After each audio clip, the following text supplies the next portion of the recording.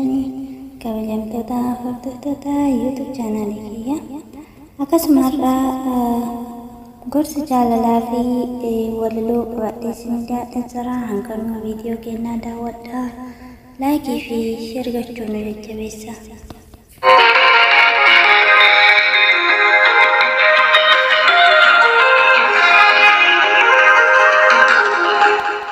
Jaalalaa kan jedhamu namni ati jaalattu yoo fuula sitti guuree jechartee hammeenya isaan dubbatin boru deebitee gaafa walitti araaramtan gaabbii cimaa keessa seenta.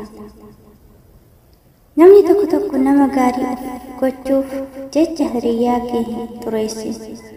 Haqni dhugaa booda si gaafata waan ta'eef yeroo maraa dhugaa dubbachuun gammachuun sobarra maddu yeroo maafi malee booda sin fayyadu. Dhugaan har'a dubbatte bultee si boonsiti waan ta'eef yeroo namni si arrabsu ati hin arrabsin jalaa caddisi ofumaa gaabbee dhiisa. Jaalalleen kee waadaa waliif qabdan cabsee yoo haala mijeeffatee aarii xiqqoon ati waadaa kee hin cabsin. Diinummaas hin yaadiniif boru cubbuu waadaa kee lakkaa'uun kafalus dirqama itti ta'a waan ta'eef.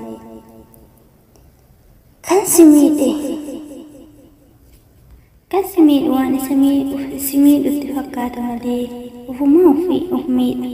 Namni miidhaa nama yaadu nama miidhaaf itti yaadu jechuudha. Jaalala fudhachuu qofa hin yaadin oolmaa waan gaafatu kennii fudhu malee. Dhandhama jaalalaa mi'aa damma walalaa narraa hin fagaatin sima wajjiin gala.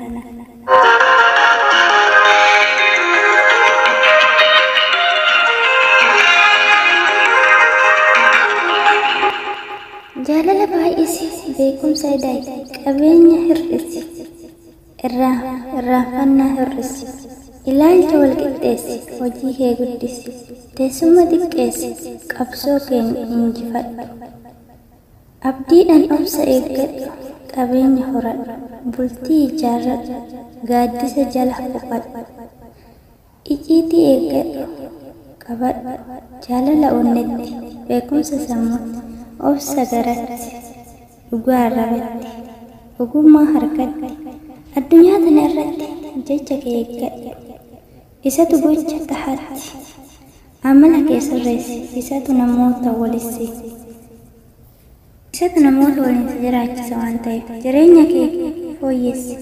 Isatu boqonnaa bara jireenya kee guddisa. Kaayyoo kee akka galmasiif gahu rabbii kee kadhadhu.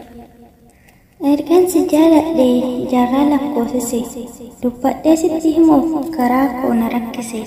Kabaja si qabuuf yaadduuf hambise baasee hin dubbanne keessa kootti dhiise. Garuu yeroo boodaatis na hubattee akka si jaaladhu haala koo irraa barattee jaalalaas fi sodaa keessa kootti argitee natti dhiyaatte irrumaa dabarte.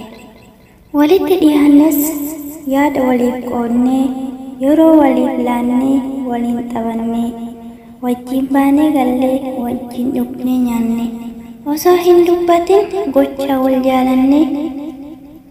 Ani ariifadhee si jaaladha hin jenne afaan na hidhamus yaadaan sin taganne. Ati garuu gocha koo dagattee arraba koo ilaaltee cinatti nagattee ormaaf garaa laatte.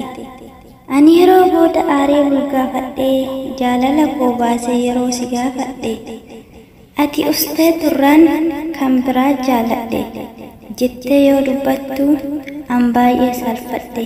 Kuftee cabda jedhee osoo si kunuunsu akka daa'imatti osoo si huruursu kabaja siif qabuuf isa hedduu obsu marsi goonan deemte osoo an si gorsu marsi goonan deemte osoo an si gorsu.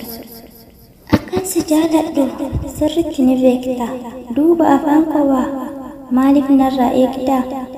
Jaalala siif qabu gocha koo sitti hima ani siif gabaabsa siif wareegama jecha koo dirqama. Ati jakkee moo gurra kee amantaa? Jaalala dhugaa moo oduudhaaf bitamta? Arraba kee dheeraaf moo onneef bakka laatta? Osoo ijaan argitu gurraamaaf dhagahuuf maalumaaf jarjarta? Waan jedhe hin qabu jiraadhu milkaahi. Argaaf dhageettii jaalalaaf ololaa arrabaaf laphee boodaa addaan baafattu beennuun naggahaan taa'i.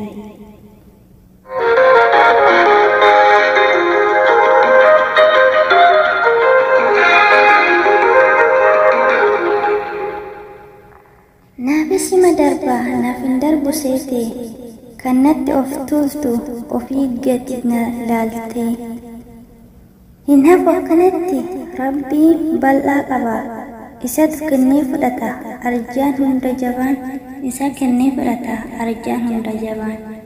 Dhaba koo ilaaltee fuula natti guurte kan agabuu bulu seetee maanatti of tuulte kan agabuu bulu seetee maaf natti of tuulte. Hin ilaalin qabeenya kee qabeenyi fixeensa har'a si harka kaahee godhu si harkaa baasa. Natti hin goorin fuula namummaa koo jibbitee naafis akka dabarsu taa'u maaliif dagattee akka naafis dabarsuu taa'u maaliif dagatte? Arjaa waa hin dhabne Rabbi kan namaaf laatu wanti inni jedhe malee isa alatti hin taatu. Wanta inni jedhe malee isa alatti hin taatu.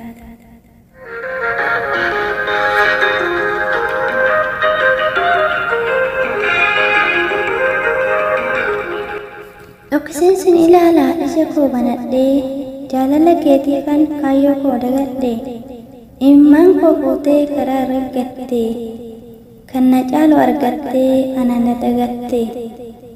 Akka har'aa miti boru ni jijjiirama aduun dhiiteen ni nafu boru bari'uun dirqama akka dhiiteen ni nafu bari'uun dirqama. Qabsoo jireenyaatiif otoo kufee ka'u yoo dhabu si dhiisee dhalakeef haa ka'u. Waa'ee keetiif jedhee imimmaan lolaasee Waaqayyo si dhiise jedhee siif galaase. Jaaladheen si dhabee jaaladhu dhabi kan harka Waaqayyoo siif haa ta'u adabbii kan harka Waaqaa siif haa ta'u adabbii.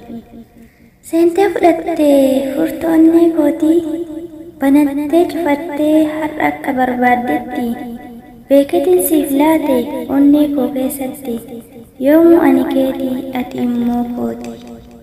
Yoo ati bante malee onneen koon banamu yoo banames si malee homtuu ol hin seenu sumaaf ijaaramee godaan onnee kootii jaalala keef jecha qalbiin koo namooti.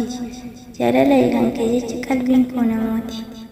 Ati onnee kooti tamsaatuu dhiiga koo ati somba kooti hoggattuu hafuura koo si eega jaaladhee waan hedduu dagadhee gidduu dhuman taa'a marrimaan qabadhee guutummaa jireenya koo ani dhuunfattee ani miidhameera egaa maal muufattee cal'iseensi yaada of biratti kanaanis miidhame egaa hamma yoomitti. Yaa bareedduu jaalallee too yaa takkiitti akka dhibbaa garaan koo jaalala malee ansiif qabaaree jibbaa ija kan kee dheebodhe onneen koo dadhaba warqiif daa'imantii too si malee maal qaba. Gamaaf gamana ilaalee of biraa yoonis dhabu akka waan of biraa of hin beekne mataan koo fayyaana hin qabu. Ati anaaf qabeenya faayoo koo gatii danuu yoomiyyuu ansi dhabee tan biraaf onnee koo hin banu. Namni si hubatu dhabuun rakkoo kee miti. Namni si hubatu hubachuu dhabuun rakkoo keeti garuu. Inni har'a si hubanne boru sin hubatu. Isa har'a si hubatu hubachuun dhabuun kee garuu nama barbaachisa.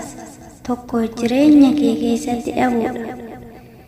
Isa si hubanne faana otoo mataa kee cabdu namoota si hubatan hubachuu dhabuun booda alangaa gabaatiin akka hin waxalamni kookeet. Viidiyoon har'aaf qaban